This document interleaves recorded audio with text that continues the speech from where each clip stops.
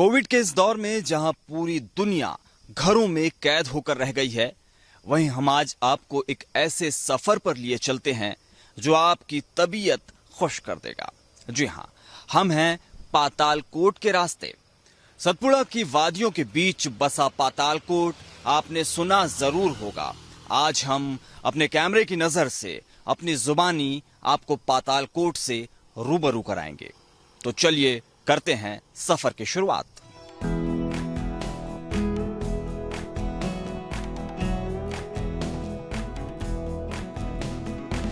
दुनिया में कई ऐसे स्थान हैं जो इंसानों के साथ ही विज्ञान के लिए भी अजूबा हैं।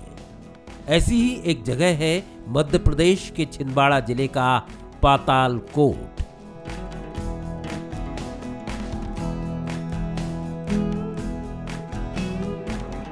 तकरीबन 89 वर्ग किलोमीटर क्षेत्र में फैली एक हरी भरी और खूबसूरत वादी है जो सदियों तक बाहरी दुनिया के लिए अनजान और अछूती रही है। पातालकोट में 12 गांव बसे हुए हैं। ये गांव जमीन से 1700 फीट नीचे बसे हुए हैं। आपको इन गांवों और पातालकोट की रहस्यमयी दुनिया की सैर कराने निकल पड़ी है बंसल न्यूज की टीम।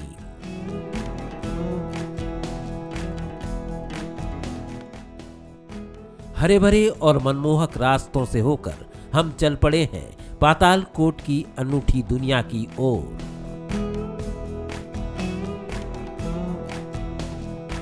ये वो इलाका है जिसकी पहचान उसकी प्राकृतिक खूबसूरती और सौंदर्य के साथ ही आदिवासी सभ्यता, पेड़ पौधों और औषधियों की खास प्रजातियों के लिए है। पातालकोट की हैरत अंगेज और रहस्यों से भरी संस्कृति का भारतीय सभ्यता से बहुत पुराना नाता है। ये वो जगह है जो पौराणिक काल के भी कई रहस्य और रोमांच अपने में छुपाए और संजोए हुए है। पातालकोट के बारे में पौराणिक मान्यता है कि भगवान शिव की आराधना कर रावण का पुत्र मेघनाद इसी स्थान से पाताल लोक में गया था।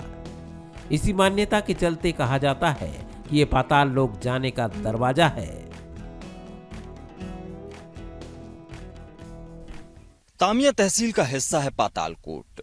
अपनी कुदरती खूबसूरती, जड़ी बूटियों के अलावा आदिवासी सभ्यता का एक गढ़ है पातालकोट, जिसे सदियों से सहेज कर रखा गया है। इसी की परतें उठाने, इसी के बारे में ज्यादा जानने के लिए हम यहां पहुंचे हैं। पौराणिक मान्यता है कि रावण के बेटे मेघनाद ने इसी रास्ते से पाताल का गमन किया था।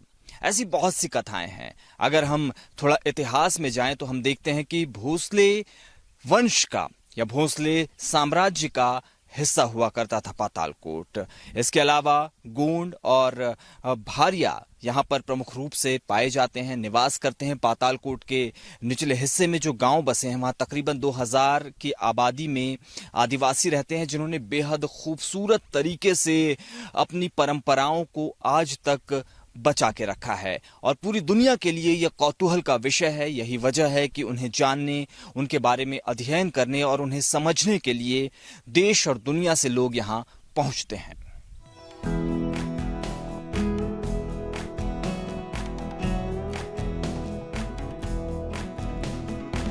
सतपुड़ा की खूबसूरत वादियों के बीच से होते हुए तामिया इलाके में सकरे रास्तों और पर्वत श्रृंखलाओं से होकर हम उस जगह पहुंचे जिसे पातालकोट व्यू पॉइंट कहा जाता है। पातालकोट के इसी ऊपरी हिस्से से नीचे बसे गांव को देखा जा सकता है। ये वो 12 गांव हैं जिनमें गोंड और भारिया आदिवासी रहते हैं।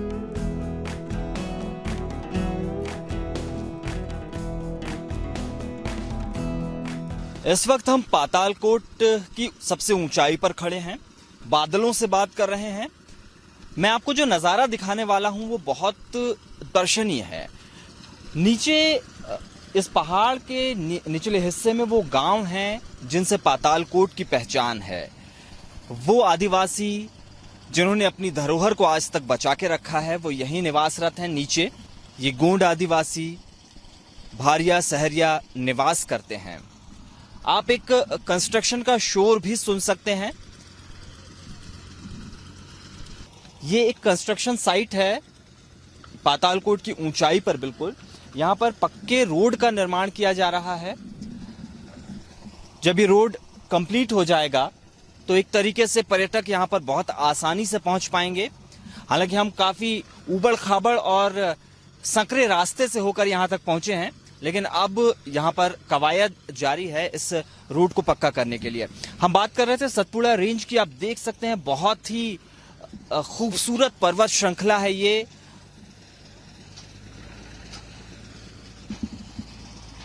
बादल यहाँ पर पर्वतों से बात करते हैं और ये वो निचले गांव हैं, निचले घर हैं जहां पर आदिवासी रहते हैं। हम कुछ ही देर में उस निचले हिस्से में भी पहुंचेंगे और वहां पर आदिवासियों के रहन सहन को जानेंगे, उनसे बातचीत भी करेंगे, देखेंगे वो किस तरह की जिंदगी जीते हैं।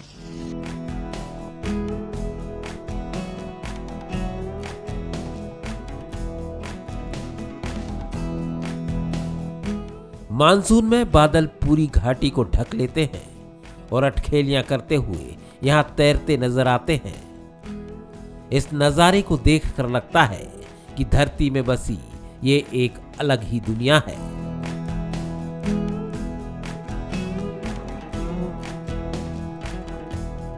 सतपुड़ा की पहाड़ियों में बसे ये गांव एक तरह के तिलिस्म का एहसास कराते हैं, लेकिन यहाँ बसने वाले लोग भी हमारी और आपकी तरह हाड़ मास के इंसान ही हैं।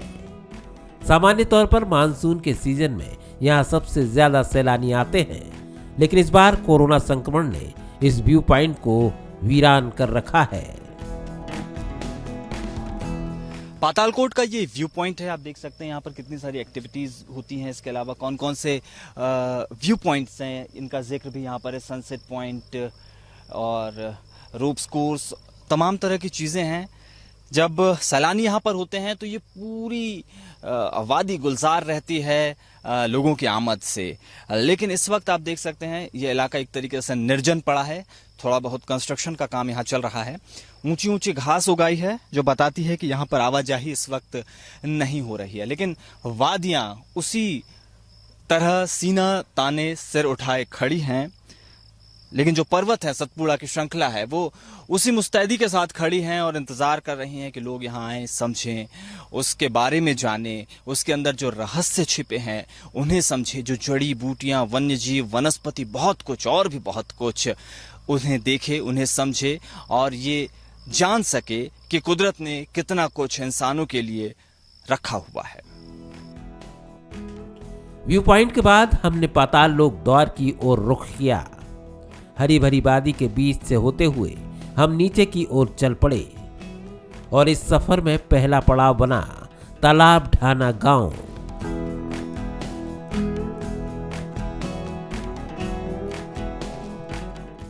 तालाब ढाना पहुंचकर हमें मिले यहां रहने वाले फूल सिंह। गांव की संस्कृति और रहन सहन को समझने के लिए हम फूल सिंह के पीछे पीछे उनके घर जा पहुंचे। ये फूलदास हैं। फूलदास भारिया हैं, आदिवासी हैं और हम इनके घर चल रहे हैं। देखते हैं ये किस तरह का रहन सहन है, क्या जीवन पद्धति है, किस तरह की खेती करते हैं।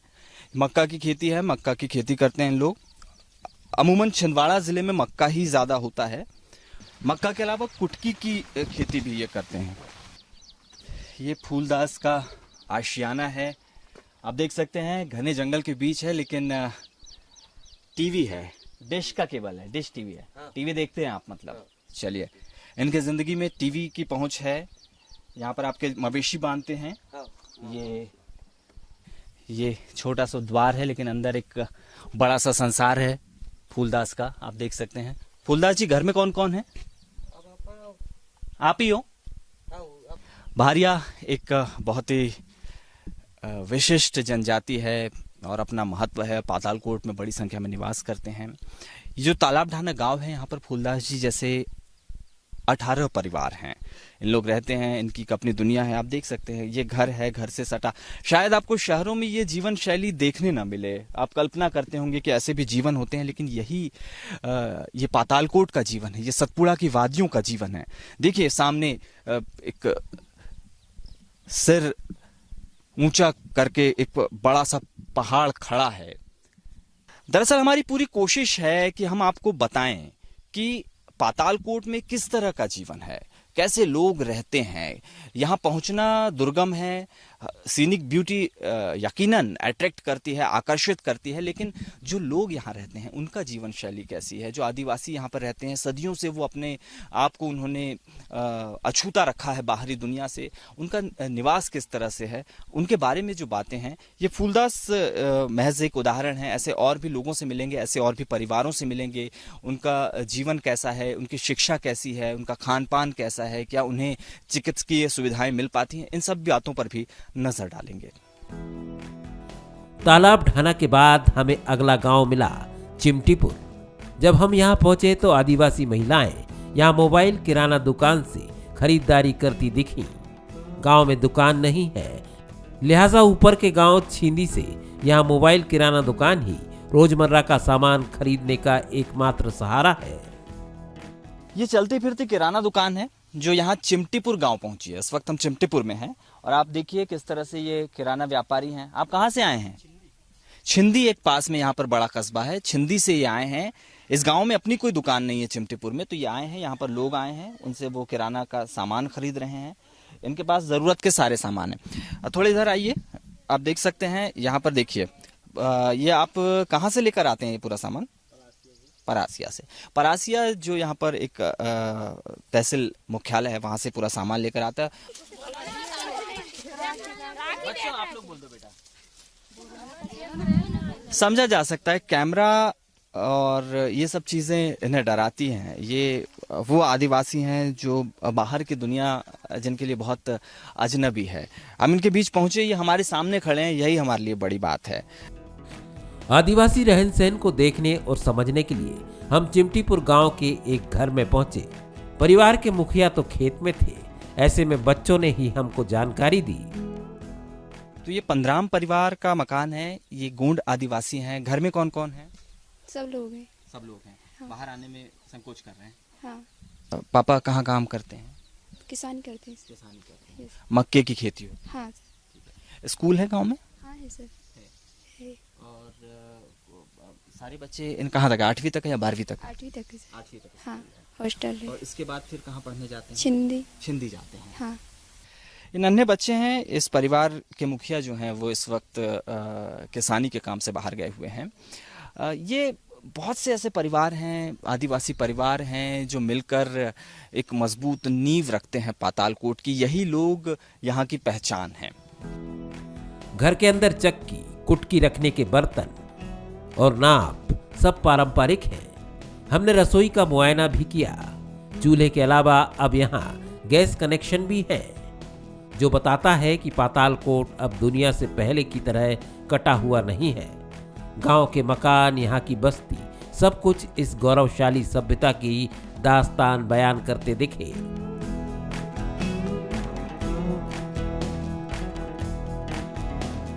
चिमटीपुर में कैमरे के साथ बंसल न्यूज की टीम का पहुंचना बच्चों को बहुत रास आया। बच्चे कैमरा फ्रेंडली तो नहीं थे, लेकिन बात करते वक्त उनके चेहरे की खुशी देखने लायक थी। गांव में स्कूल है, शिक्षा पहुंच रही है। शायद यही वजह है कि बच्चे सरकारी सेवा में जाने और पुलिस डॉक्टर बनने के सपने देख रहे हैं। मैंने बातचीत के लिए जिन्हें चुना है वो बहुत खास लोग हैं। ये बच्चे हैं। ये बच्चे आप देख सकते हैं, ये बहुत उत्सुकता से हमारे पास आए हैं। आप लोग सारे बच्चे स्कूल जाते हो? जी। कौन सी क्लास में पढ़ती बेटा? 5वीं। तुम? 5वीं। स्कूल में मध्याह्न भोजन मिलता है? जी। खाना मिलता है? जी। और पढ़ाई अच्छे से करते हो? जी। कितने शिक्षक हैं आपके स्कूल में? सब आते हैं, पढ़ाते हैं? जी। और ये बताओ, टीवी देखते हो आप लोग? जी। ये बताओ, बाहर कहाँ तक गए हो आप लोग? बाहर परासिया गए हो कभी? तामिया, परासिया कहीं गए हो घूमने कभी? जी। जी। गए हो? जी। बढ़िया बढ़िया। क्या बनोगे बड़े होके? अभी नहीं पता। अभी नहीं पता, अभी सोचा नहीं, लेकिन अच्छे से पढ़ाई करो। बच्चियों आप लोग टीआई बनना है? जी। अरे वाह, ये बच्चा टीआई बनना चाहता है। क्या नाम है आपका? नितेश। नितेश नाम का ये बच्चा पुलिस बनना चाहता है। अच्छी ख्वाहिश है, और इनकी शरारतें, इनकी हंसी, इनकी चुलबुली एक्टिविटीज बहुत मनमोह रही हैं। चिमटीपुर के बाद हम आगे के सफर पर निकल पड़े। ये वो इलाका है जहां से औषधि वन क्षेत्र शुरू हो जाता है।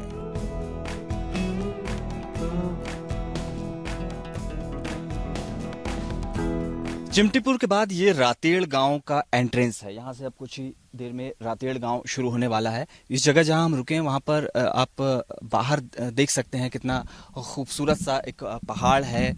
अगर हम दूसरी तरफ देखें तो इस तरफ ये जंगल है। वन्य प्राणियों का विचरण भी यहाँ रहता है, और हम जैसे मोर की हम आवाज़ बहुत अच्छे से सुन पा रहे हैं।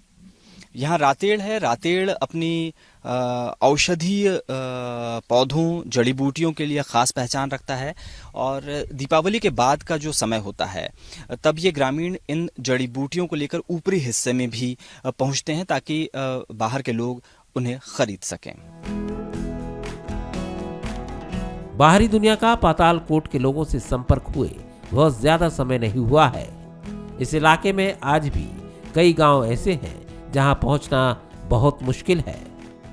जमीन से काफी नीचे होने और बड़ी बड़ी पहाड़ियों से घिरे होने के कारण इसके कई हिस्सों में सूरज की रोशनी भी देर से और कम पहुंचती है। रातेड़ के आगे औषधि क्षेत्र शुरू हो जाता है। यहाँ की औषधियाँ पूरी दुनिया में प्रसिद्ध हैं। यहाँ के लोग आज भी इन्हीं औषधियों के सहारे जिंदगी जीते हैं। ये प्राकृतिक औषधियाँ कई गंभीर बीमारियों के लिए रामबाण दवा साबित होती हैं। इस इलाके में औषधियों का बहुत महत्व है। उन जड़ी बूटियों का बहुत महत्व है जो जंगल से लाई जाती हैं। ऐसे ही एक शख्स हमारे साथ बैठे हैं जो औषधियाँ देते हैं। आपका नाम क्या है? भट्टूलाल बगदरिया। आप आदिवासी समुदाय से ही हैं? हाँ। कौन से आदिवासी? भरिया। भरिया हैं। भट्टूलाल जी, हाँ। भट्टूलाल जी, किस तरह की औषधियाँ मिलती हैं इन जंगलों में? ये तो अपन जंगल में जाते हैं, गठियाबाद वाला लेके आते हैं, उसको भजिया पपौड़ी बना के खिलवाते हैं उनको, तो गठियाबाद ठीक होती है उसमें। और क्या देते हैं? बरबीजा सारी की छाल देते हैं, लकड़ी देते हैं शुगर के लिए, गुड़मार पत्ती डायबिटीज वालों के लिए, डायबिटीज के लिए। हाँ, तो ये पत्ती लकड़ी देते हैं, छाल देते हैं। कितने समय लगता है उसको ढूंढने में? ऐसा एक दवा के लिए 1 दिन भर लगता है। एक दवा के लिए 1 दिन लगता है। फिर उसको आप बाहर जाते हैं बेचने को? नहीं, अभी तो नहीं जा रहे हैं, पहले जाते थे। आपके ऐसे कोई ग्राहक भी हैं जो शहरों से आते हैं? तेरा मड़वारा है, सिवनी है, जबलपुर है, सभी तरफ से आते हैं, ऐसा नहीं कि नहीं आते। भट्टूलाल जी से मिलने का जो मकसद है वो ये है कि हम भी उन औषधियों को जानें। ये जो जंगल है ये इतनी वन संपदा को, औषधीय संपदा को अपने आप में समेटे है कि इस बारे में जितनी चर्चा की जाए, जितना अध्ययन किया जाए, ये विषय बहुत व्यापक है। यही वजह है कि जब सतपुड़ा की वादियों की बात होती है तो यहाँ के औषधीय पौधों की भी बात होती है। औषधियों की जानकारी हासिल करने के बाद बंसल न्यूज की टीम पहुंच गई है कारेआम। यह इस श्रृंखला का अंतिम गांव है। यहां से गायनी नदी का भी उद्गम हुआ है।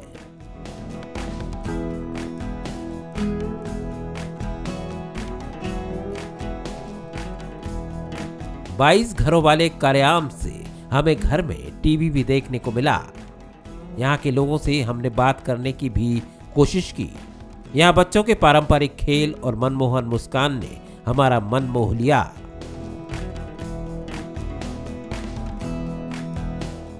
ये कारेआम गांव है जहां पर हम मौजूद हैं। कारेआम, यहाँ पर लगभग 22 की संख्या में घर हैं। भारिया जनजाति के लोग यहाँ पर रहते हैं। ये देखिए, ये उनका निवास है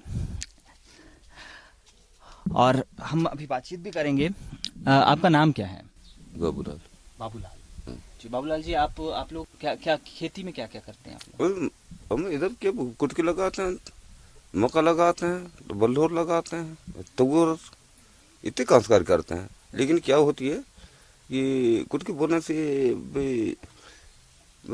चना गेहूं का फसल चुक जाता है, इसके लिए से बढ़ के चलो कुटकी कम लगाते हैं।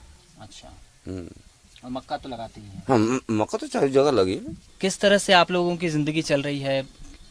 कुछ बात कर पाएंगे हमसे? नहीं कर पाएंगे, कोई बात नहीं। बहुत संकोच है बातचीत करने को लेकर। ये शैलेंद्र हैं जो कि यहीं रहते हैं। शैलेंद्र, आप कितना पढ़े हैं या पढ़ते हैं? कॉलेज चल रहा है रनिंग। क्या कर रहे हैं?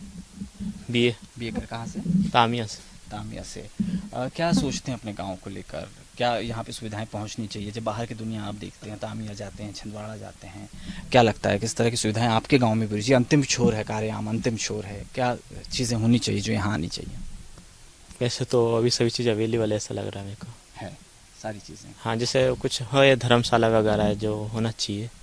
शिक्षा के लिए क्या है? शिक्षा के लिए तो यहाँ बच्चे पढ़ते ही नहीं हैं, सभी बाहर जाते हैं अच्छा, पहले से ही। तो यहाँ स्कूल तो है नहीं, आंगनवाड़ी है। आंगनबाड़ी। सफर करते करते अब शाम ढलने लगी है।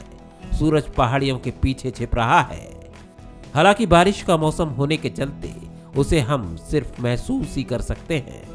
उतरते दिन और ढलती शाम के बीच रास्ते में हमने नर्मदा मिशन की तरफ से मिट्टी के कटाव को रोकने के लिए की जा रही कोशिशों को देखा। यहाँ कटाव वाली जगहों पर बबेर घास उगाई जा रही है। अभी हम लोग वृक्ष मूर्तियों की स्थापना कर रहे हैं और ग्रामीणों को हम प्रेरित कर रहे हैं। वृक्ष को अंकुरित होने में, फिर बड़ा होने में थोड़ा वक्त लगता है, इसलिए हम सभी ने तात्कालिक एक इस समस्या का निदान खोजा है और वो है कि हम सभी बबेर घास के बीज जो होते हैं वो हम ऐसे पॉइंट आउट कर रहे हैं जगह को घूम घूम के, और हम ऐसे ऐसे स्थानों में भी जा रहे हैं जहां शायद गांव वाले ही बोलते हैं कि हम एक दिन में इस स्थान से वहां जा नहीं पाते हैं, मतलब संभव नहीं होता। लेकिन हम लोग जा रहे हैं खुद और जी रहे हैं, यहाँ के जीवन को हम जीने का प्रयास कर रहे हैं। यहाँ के ग्रामीणों से हम जुड़ने का प्रयास कर रहे हैं, उनको प्रेरित करने का प्रयास कर रहे हैं, उनको महत्व बता रहे हैं उनका कि आप इस प्रकृति द्वारा प्रदत्त आपको ये जीवन मिला हुआ है। चलते चलते हम पहुंचे दुधी नदी के उद्गम स्थल। यहाँ अंबा माई का शक्तिपीठ है।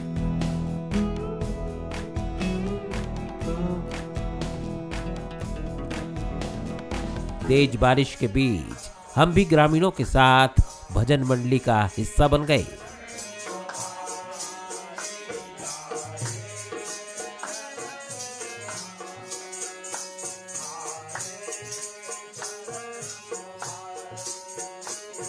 पातालकोट में जैविक विविधता, प्राकृतिक संसाधन और वन संपदा का भंडार है जो अब खतरे में है।